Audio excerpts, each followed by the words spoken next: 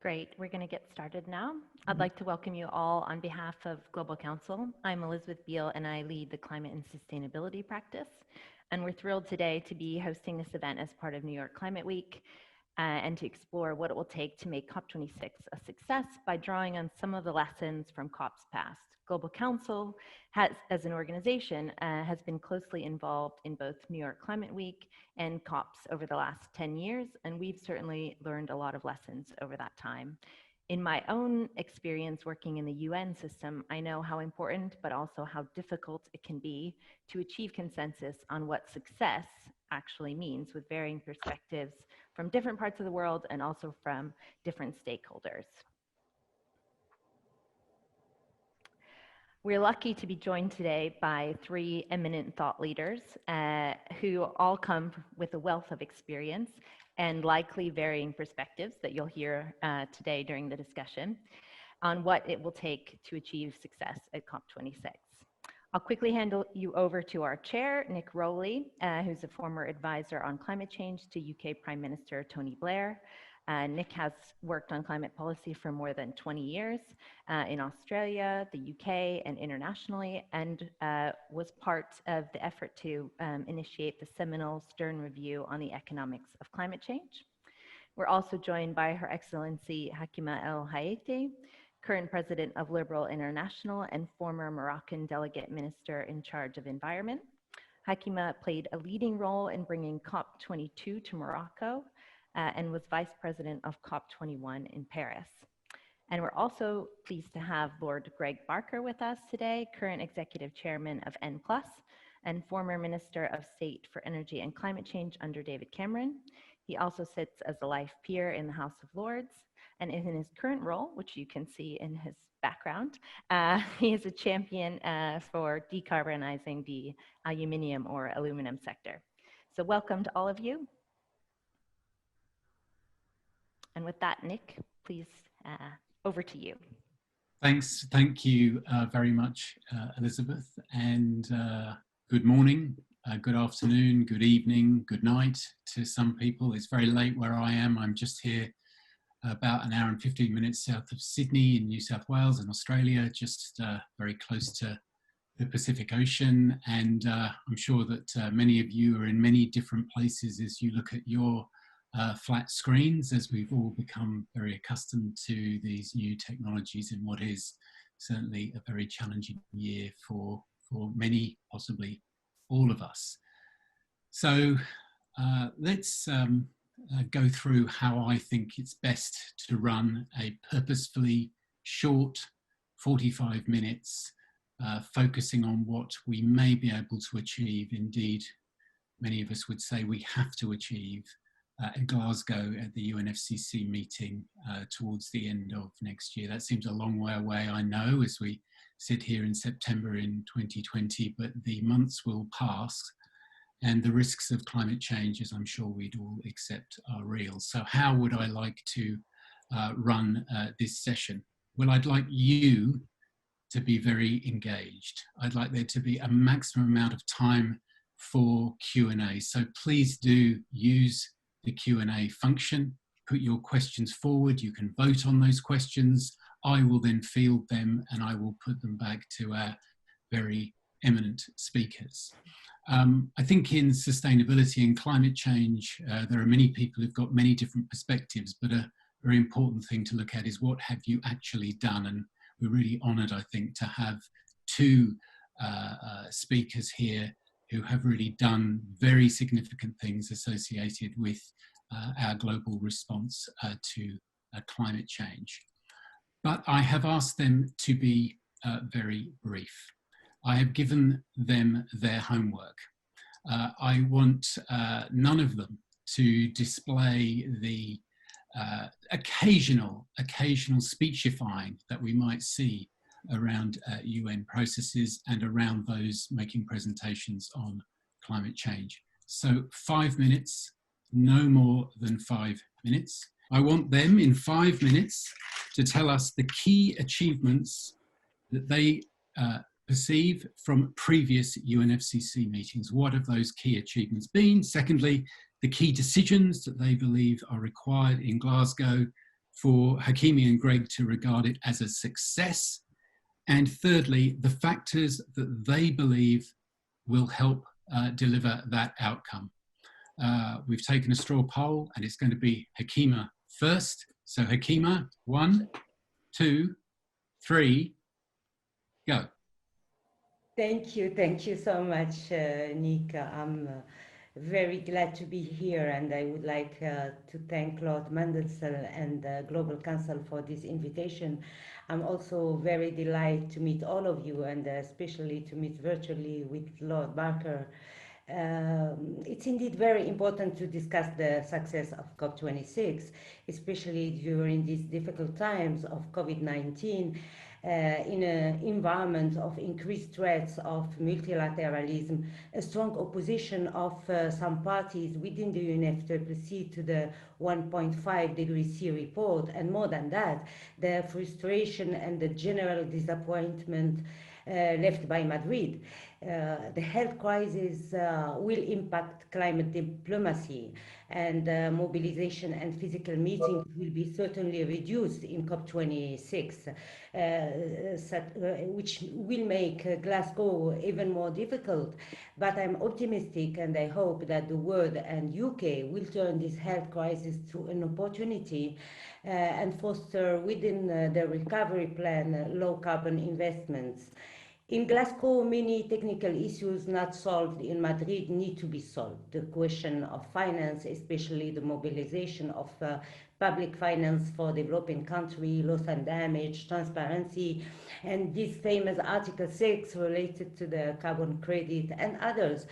Not sure because of the context that Glasgow will solve all these issues, but if Glasgow deliver on a robust proposal for carbon pricing and carbon market globally, I think it will be a real achievement. The second point, which is very important, is which condition the success of Glasgow. I think if Glasgow succeeds in reaching consensus on the science-based goal, which is today 1.5 degrees C, it will be a major achievement too, because this is the compass, this is the figure which determines the trajectory. A trajectory of 1.5 would require a faster transition, and countries will have to agree a major boost in their carbon cutting and an increase on their ambitions through the indices. We know now, and we know it through the figures of the countries who brought new commitments, that the indices have shown their limit, which is the very poor political will. And it's why I believe that an initiative such as the local determined contribution, which is a territorial declination of the indice, could become part of the solution in impulsing the changes today and locally. Glasgow can turn this territorial initiative, supported by elected officials, to a citizenship agenda and foster the change among 7 billion humans. I believe that international spread of what we call LDCs can become a game-changing factor.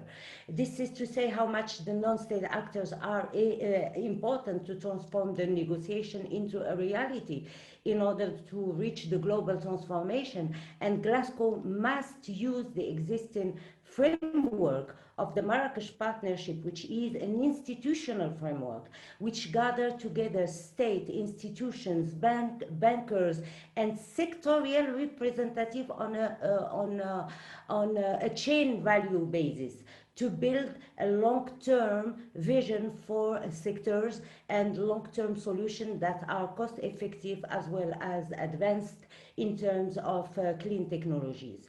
And in this regard, and Lord Barker is together with us, I would like to congratulate Lord Barker for the green aluminium vision promoted by his group, which set a roadmap for the decarbonization of the aluminium industry.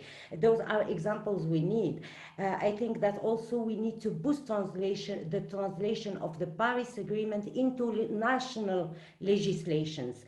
And I believe that the party should perhaps open the door of the 9 constituencies to the missing link to democracy in negotiations, namely the parliamentarians, whom are the interface between the state apparatus and the population, and as legislators, they are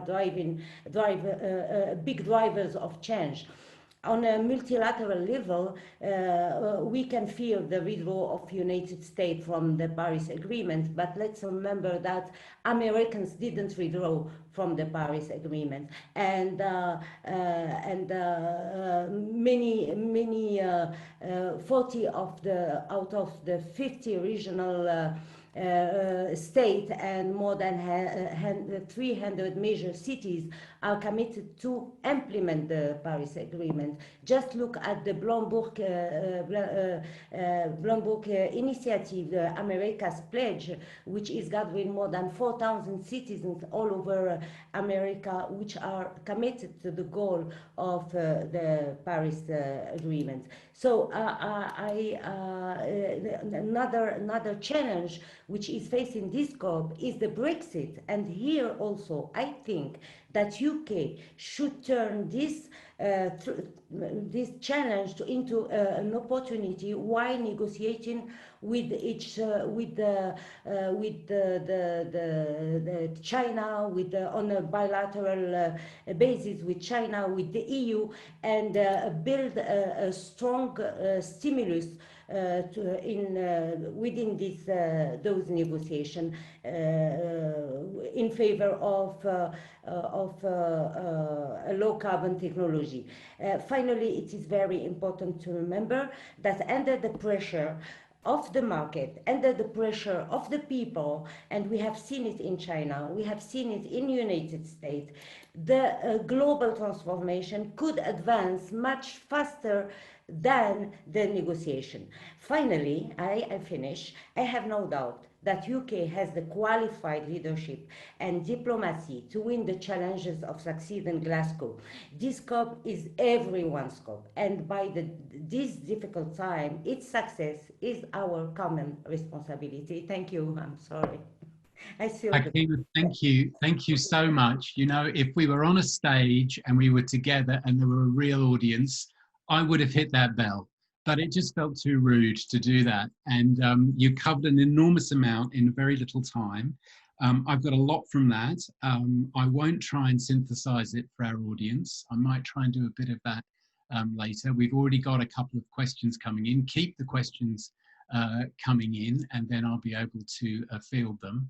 But Greg, you're a former politician. You'll do this well. You're well schooled. You've got 5 minutes. Give it to us. Okay, well, thank you, Nick, and great to join this panel, which isn't just going to be a wander down memory lane or a flick through the photo album, but hopefully there'll be some useful insights coming from it, from the audience, at least. And also, Hakima has just demonstrated why she was such a brilliant host of the COP22 in 2016, with her mastery of detail there, with all of those facts and figures and synopsis of critical arguments at her fingertips. So I'm not going to simply, recite again the same points, because I was in violent agreement with everything that she said, pretty much. But what I might do is what you said about what are the key achievements of the COPs to date. I think the big achievement was to put the climate agenda on the global agenda and on the agenda of national parliaments and governments. Now the UK was up there first out the traps. While you were in Downing Street, Nick, I'm sure you were having discussions about the Climate Change Act, which that the Blair Brown years brought in and was passed with cross-party support in 2008, and I was actually on that committee and led for the Conservatives on that. But since 2008, we've seen a whole number of countries introduce their own legally binding unilateral declarations and targets on carbon emissions and tackling climate change. And this has really been driven not just by the shining example of the UK back then, but actually by the COP framework, and a real sense that this is this issue requires an international response. And I think there are three things that have driven successful COPs: the personalities, and it really does boil down to personality and the skill of the individuals who are overseeing. And there we know that you really need leadership from the top. This is not something that can be delegated to officials. And I think importantly, why Paris was successful and Copenhagen not so much, was they've got to chime with what's happening in the outside world. And that's why I am actually fairly increasingly confident that we will get a positive outcome at COP26 in Glasgow. I think Copenhagen didn't succeed because there was too much skepticism that the transition to a low carbon economy was possible. People just simply didn't believe that the renewable energy technologies, that the decarbonisation technologies in industry were there or were scalable or affordable. And it really would have been a leap in the dark, absolutely necessary, but nevertheless a huge leap of faith for a lot of people. Likewise, they weren't confident that the investment or the finance was there. But by the time we got to Paris, there'd been a sea change in deployment of renewables, and a growing wall of green finance entering the mainstream economy. Now, if you compare what's happened since Paris to 2020, there's been this extraordinary investment in renewables, not just in one or two climate leading economies, but right the way around the world. The price of clean energy has collapsed in real terms and is now highly competitive, and in many places outcompeting the fossil fuel economy. And if you look at what hard-nosed investors are doing, they are leaving the fossil fuel sector in droves, and they're investing in clean energy and its allies. So I think we've got confidence that there is emerging technology, that there's certainly emerging low carbon economies, and the investment is going to be there. Hakima mentioned that one of the key challenges for COP26 is going to be mobilizing finance. That's absolutely right. But I think what we will be able to see and say with some confidence that the assertions, because it was no more than that, certainly earlier in the last decade, that the private sector will be there in volume to fund the low carbon transition, which is going to take trillions, not billions, but that you can actually evidence that now. Right the way around the world, we're seeing green related and sustainability related and green tech stocks outperform the old economy. We're seeing banks pouring money into new financial instruments and derivatives to fund the rollout of the low carbon economy. But we also need to remember, as great as this is, there is market failure. And so that part of the COP will be to address that market failure and address those areas, particularly with the least developed nations or small island states and certain sectors that simply won't be able to attract this wall of money, which tends to go and be unequally distributed across the economy and across the globe. But overall, I think we've got an encouraging framework. And then finally, we've got a much louder voice attached to civil society, particularly youth. And that really does, in the age of social media, infect the whole climate of opinion and the discussions that take place within that sort of screened off core at COP, which sometimes seems completely unrelated to what's happening outside. But I think the voice of youth, the voice of civil society is being heard. There is an impatience for change. And post-COVID, I think people will want to de-risk their lives, will be impatient to tackle the next great challenge for humanity, or the present great challenge for humanity that's not the pandemic, and won't take excuses from their leaders. Sorry, that's all pretty vague, but I think it basically comes back to my beginning point. It's the most essential thing for COP success is momentum, the big mo.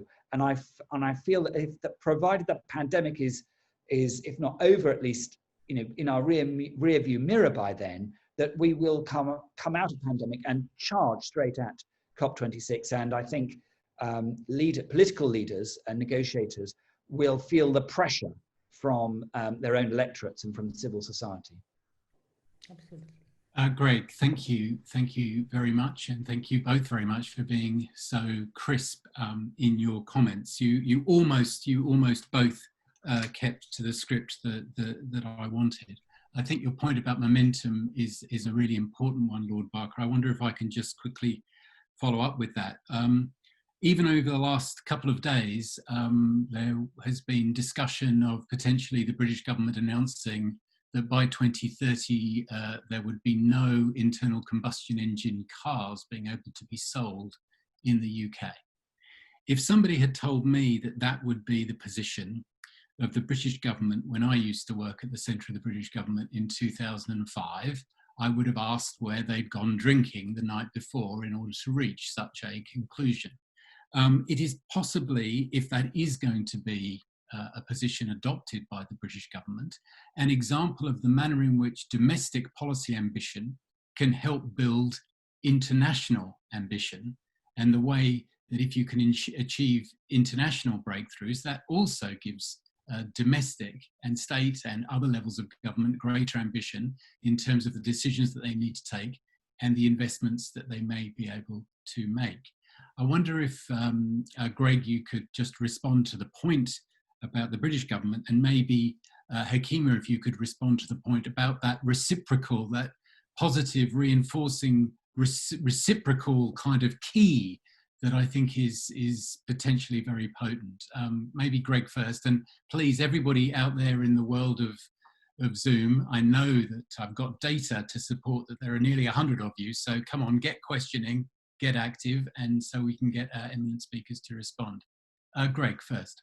Well, you're right. That is pretty amazing if it happens. Hasn't happened yet, but it seems increasingly likely that that announcement is going to come.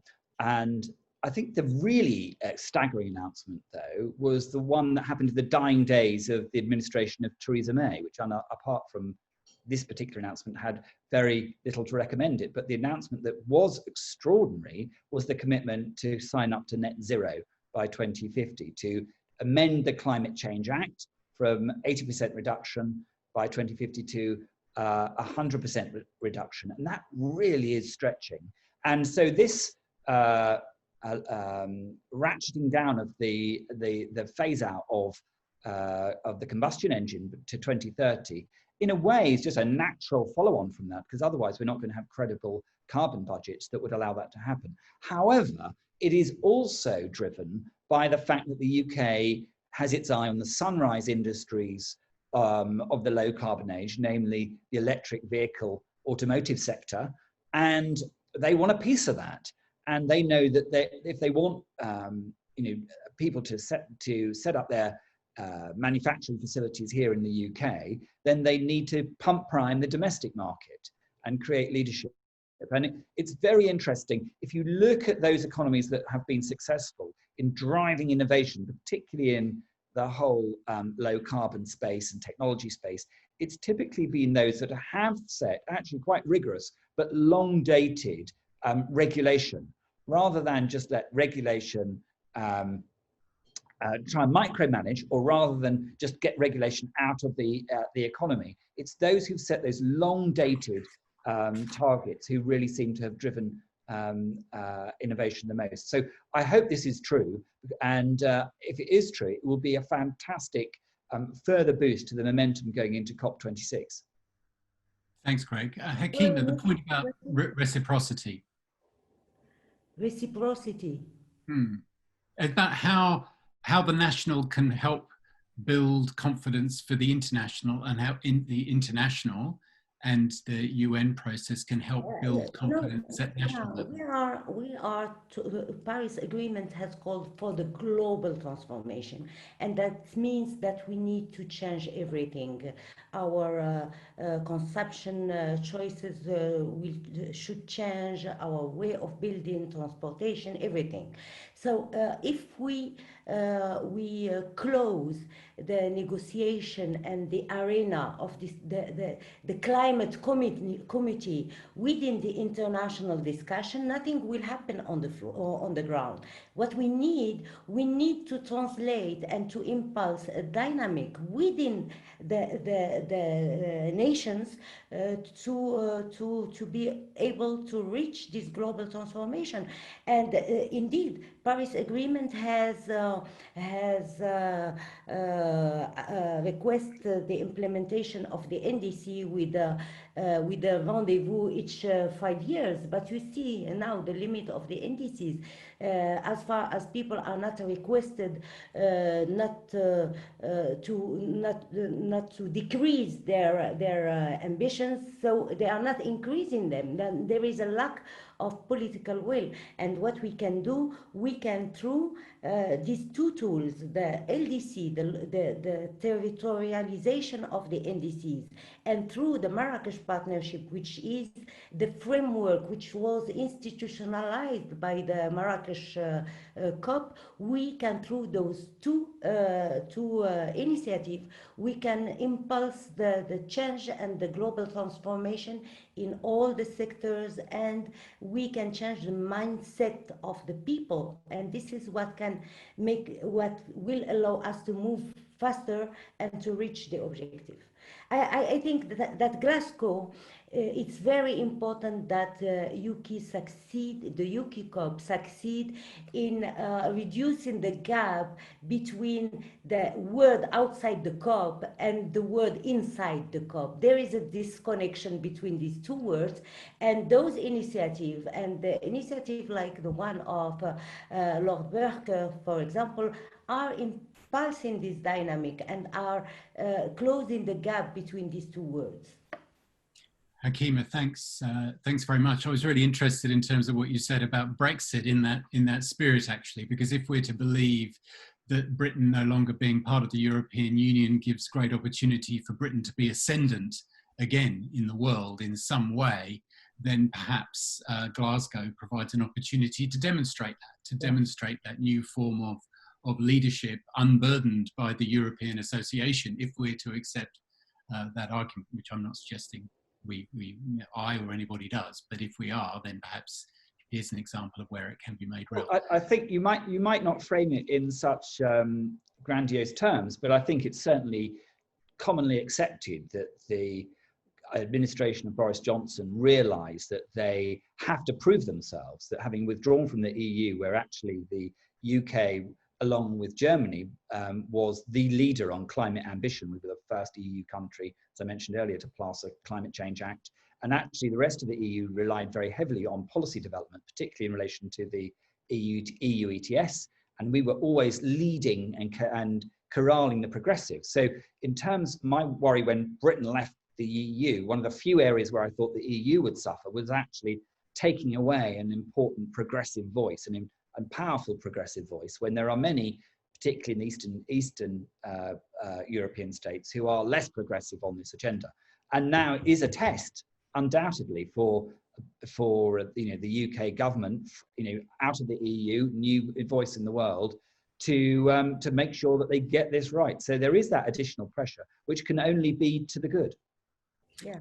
Thank you, Greg. Now, look, we've got a number of questions coming in. And I'm going to try and do them justice, not by reading them out, but by trying to synthesize what lies behind a number of them. And the first questions that have come in relate to a rather large, old, orange elephant that is in the room, which is in the position of the current administration in the United States, and to the extent to which Greg and Hakima believe that the position of the United States, and whether or not we get a re-elected orange president or a newly elected, somewhat older president with a very different perspective on the global climate problem, is going to make a significant difference in terms of how we build that momentum that we've talked about prior to Glasgow. Hakima, some comments on that? Yeah, concerning we were in COP22 in Marrakesh when President Donald Trump was elected, and it was a wave of icy wind, which blow on the red city and the warm city in Marrakesh.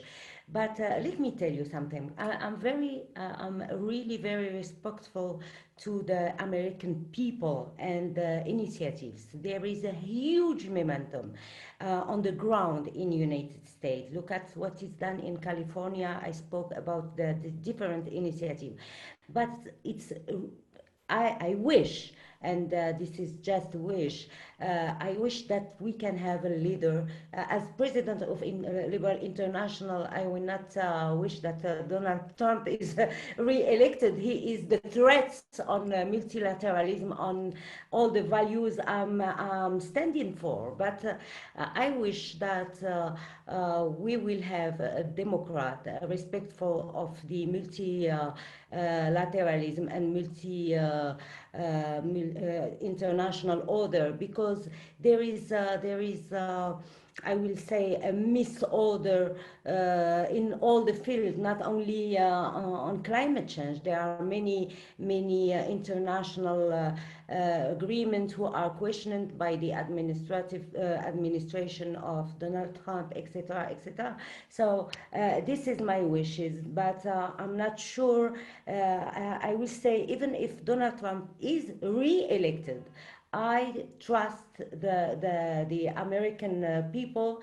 It's better that we have a leader who is aligned with the Paris Agreement, who is defining long-term strategy aligned with the goals, etc. It gives more visibility to the private sector. It gives more confidence to the private sector.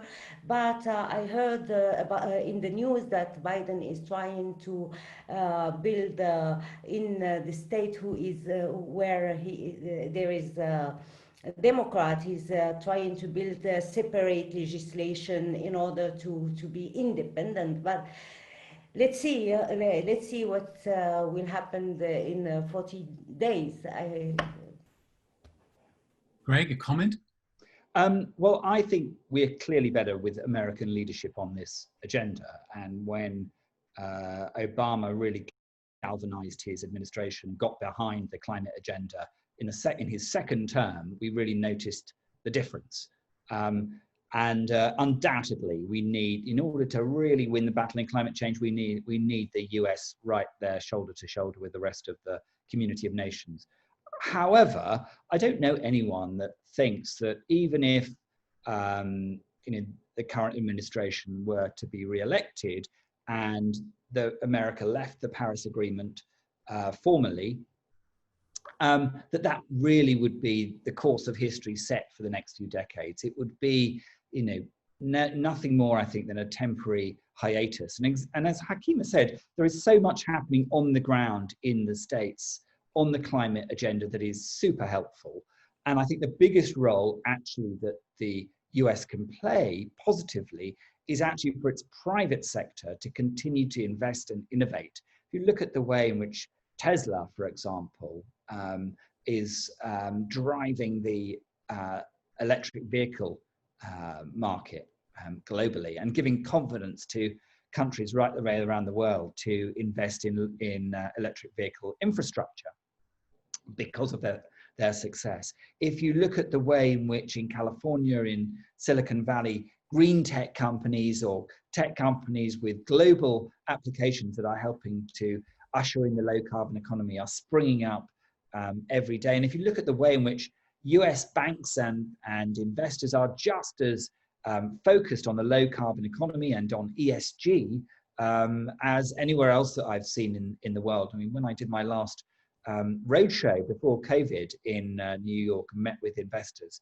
ESG was the only thing that they were interested in, and climate change is right at the top of that ESG agenda. So yeah, I will be very sad if America sits on the sidelines at a federal level post November, but I won't be desolate. And I think the force towards and drive towards a low carbon economy now is unstoppable. The simple question is, will we get there at sufficient scale and speed to align that effort and that momentum with science-based targets. Okay, clear. Hakima. Yeah, Nick, I would like just to add something I told already, but I want to emphasize on it. If UK is succeeding in building on a bilateral basis a strong partnership together with the EU, who is 10% of the global emissions, and with China, I think that the policy in United States will react to the pressure of the market. The market will bring the policies to the right trajectory and to be aligned with the Paris Agreement, because business will follow this trajectory. And as Lord Barker is saying, nobody can stop the progress toward this carbon neutral goal. Thanks. I think your responses were both very interesting, is that one can fixate on what happens in Washington. It matters. It's not that it doesn't matter, but it certainly isn't everything. And it shouldn't be the only factor that we look at. And I think actually, thanks to Hakima, who was able to sort of capture the zeitgeist of the Marrakesh COP, we saw that in 2016. Exactly as Hakima said, I was there in a business capacity, and you just got the felt that people were disappointed, but their resolve was strengthened by this. And I think and we've come a long way since 2016. For sure. So we've said a bit about the US. What about perspectives on China? I mean, in the lead up to Paris, one of the key factors, of course, was the relationship between Xi and Obama and the agreements between China and the US. That seems like a long, long time ago now, but I'm not asking you just to look into your crystal ball, but what of your take in relation to the potential for leadership from China coming prior to the COP next year? Greg. Well, China are very tough negotiators, that's for sure. But they are also extremely embedded in the COP process. They devote a huge amount of resources to it. They have very capable negotiators. They fight fiercely for what they perceive to be their national interest, and aren't afraid to hold things up or derail international discussions if they think that is being threatened. But overall, again, the broad sweep of history is that they recognize this issue. And I think the latest statements from China in relation to ambition for 2030 is very encouraging, but it's also just a reflection of reality that China know that they are probably going to suffer more greatly, that's correct English, I don't think it is, from the impact of from climate change in the near term than probably Europe or potentially the USA. And so it's not something that they can afford to just push back against. But the lack of empathy that we currently see in the relations between Europe or America and the Chinese leadership is worrying. That's not helpful. It's I understand the reasons why that lie behind that, but I do believe in particularly in the COP and in the big COP negotiations, that trust and confidence and ability to communicate between heads of government and heads of state really does matter. And the ability of the host nation to pull people together literally into the same small room actually really matters on the night. We've seen it, seen that happen in Paris. We saw it happen in without success in Copenhagen. So we need China to play their role. Hakima? Yeah, I will. I completely agree with Lord Barker, but I will add that let's look at the geopolitical context now and this adversity between United States and China. And I think that China would like to restore its image, especially after this COVID-19 crisis. And what I said, if UK has the leadership to negotiate on a bilateral basis, a strong partnership together with China, China can lead the low carbon technologies market in the very future, and they are already, you know. And I think that Chinese, even if they are very tough, very strong within the UNFCCC in the negotiation, in the business they are moving, and in the technology they are moving and investing already, you know. They are investing new technologies and renewable energy everywhere in Africa and Latin America. So they are present in terms of low carbon business, and this is an opportunity for them. And I think that UK, with its leadership and diplomacy, can be the guardian of the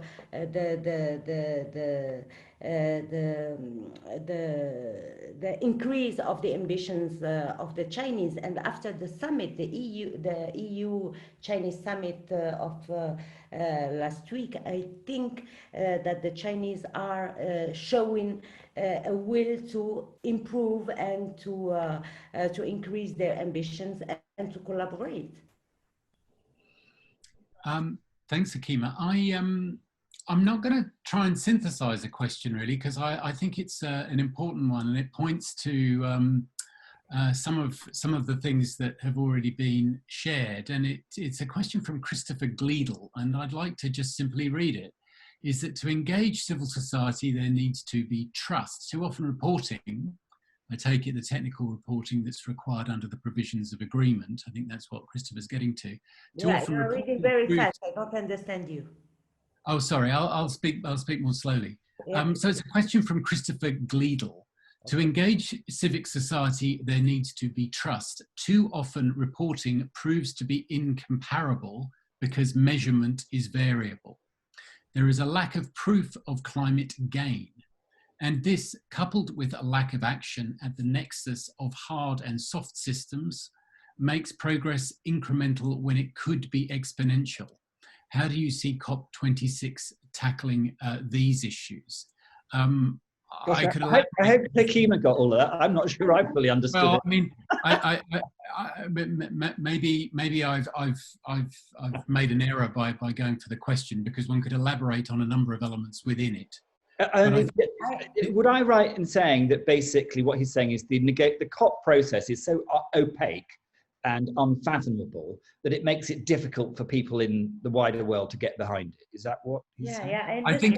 Well, I don't want to put words into Christopher's mouth, but I'll try my best. I think yes. I think that is what the question is getting at. But I think it's also getting at that the NDCs and the commitments made by different governments. Yeah. Again, do we really trust what it is that states are saying that they are doing or will do?